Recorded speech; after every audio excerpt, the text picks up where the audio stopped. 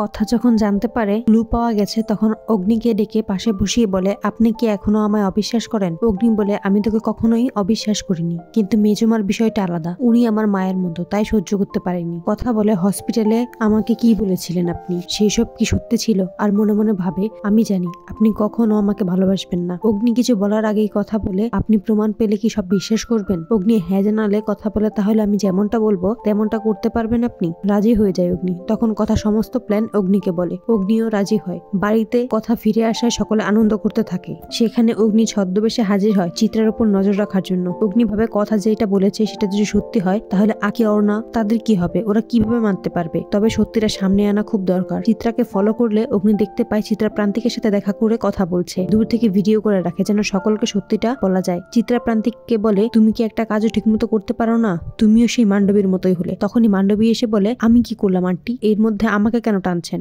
যা দেখে চমকে যায় অগ্নি। ভাবে, ম্যান্ডিও আছে এখানে? ওকে আমি কত ভালো বন্ধু মনে করেছিলাম, কিন্তু ও এমনটা করতে পারলো আমার সাথে। তখনই কথা এসে বলে, কি হলো পাচক মশাই, আমার কথা বিশ্বাস হলো তো? কথাকে জড়িয়ে ধরে বলে, আমাকে ক্ষমা করে দিস, আমি তোকে ভুল ভেবেছিলাম।